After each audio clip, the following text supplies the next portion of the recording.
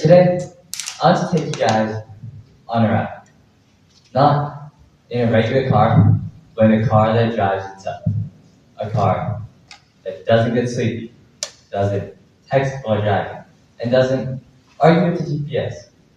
I'm talking about autonomous vehicles, self-driving cars, and why they're not just cool technology, but a major part in our future. When someone hears the term autonomous vehicle, they think something science fictional, something out like Black Panther or Back to the Future. But the truth is, these cars are already here. We were promised flying cars by 2016, but instead, we got TikTok. However, the technology for these autonomous vehicles is already here. Companies like Waymo, Tesla, Google, all have cars driving on the streets today. In fact, some of Waymo's driverless taxis have given over 1 million rides in cities like Phoenix and San Francisco. Not only that, even governments are preparing for this change. The National Highway Traffic Safety Administration, NHTSA, has already started deploying rules to allow autonomous vehicles on real human-driven roads. So, this isn't a maybe someday idea. It's happening now. But why do we need autonomous cars? Let's start off with a problem. Humans are, well, human. In 2021, over 43,000 people died from car crashes in the US alone. And according to a major NHTSA study, 94% of these crashes were caused by human error. Things like distraction, speeding, and bad decisions. Think about that. Almost all errors are from humans. Autonomous vehicles don't get sleepy. They don't get distracted by TikTok or Snapchat.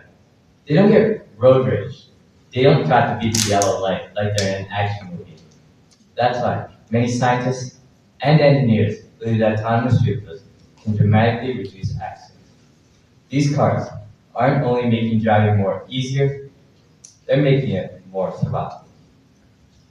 According to MIT, studies show that these cars have problems doing things that regular human drivers can do. Things like merging lanes on the highway or turning right at an intersection. But that's where human interference comes in. This is important. It shows that autonomous vehicles aren't fully ready yet, but just like a teenager learning to drive, these cars are going to get better step by step, while we can fill in the blind spots for them. But speaking of improvements, currently scientists are working on one, better sensors that can see in fog, rain, or darkness. There are many sensors that go in and outside of the autonomous vehicle to help function. For example, radar, which is used to detect objects, vehicles, pedestrians around the car. Video cameras, which is used to detect traffic lights and read road signs. LiDAR, which is light image detection and ramming, which work by sending pulses of light to bounce off of different objects. When the sensor reaches those pulses of light, it helps calculate movement and the amount of time the car will take to reach the object. And ultrasonic sensors that are embedded in the car's wheel to help detect curves and other objects when parking. Number two, AI decision making, the fast and wings. We have to consider a crucial question before accepting the presence of autonomous vehicles. Should we let AI take over the world? You guys know what the driverless car is. The system that relies on your trust is AI, whether it's simply making decisions like collecting data about the environment or pulling over in case of an emergency. It is a system that relies on your trust. But if AI can get me from one place to another without causing a huge chain reaction in the middle, then believe me, I'd hand over the keys. And finally, the third one, vehicle-to-vehicle communication, where cars talk to each other in order to avoid crashes. This is necessary because not all cars will do the same thing in every situation. Take, for example, you're in a car and for some reason you have to pull over. You have to let the cars behind you and in front of you that you're going to be moving aside. Otherwise, you don't know whether the car behind you is going to speed up and the car in front of you is going to slow down.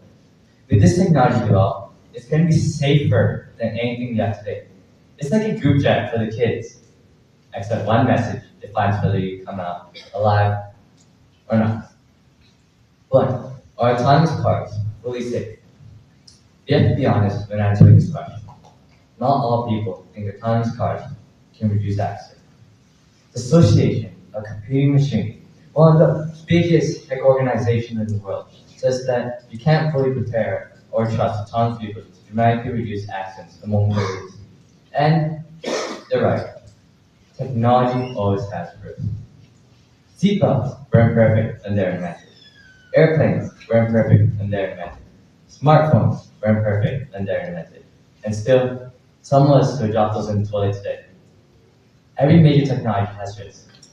But what matters is that autonomous cars have the potential to save tens of thousands of lives each and every single year. I once was in this car, in like a calm, controlled state. Just came to a few chapters on my hood, when all of a sudden, the driver casually flips up a switch and heads for a sandwich. My mind goes from calm, tamable, controllable, to erratic, clumsy, messed up. Within seconds, everything became a mess. My stomach started churning, my palms became wet, my knuckles became wet. Everything became a mess. But as the ride progressed, the weirdest thing happened. I finally became more calm.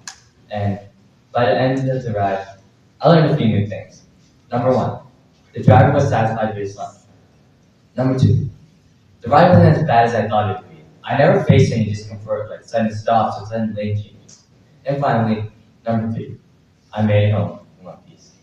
But different countries are also going at different speeds, but our goal is still the same. For example, Japan, which is autonomous buses built for elderly communities. China, which is entire cities devoted towards autonomous vehicles.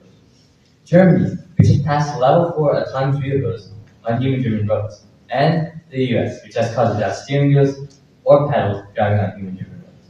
This isn't a Silicon Valley experiment. The entire world is into this. Not only that, even many of the world's major tech influential innovators are also into this. For example, Elon Musk, who believes Tesla will achieve full autonomy and that robotaxi is the way to move forward. The CEO of Google, who supports Waymo's decision in transforming our roads using AI. And Bill Gates, who believes that autonomous cars should replace regular human-driven cars. These aren't random people.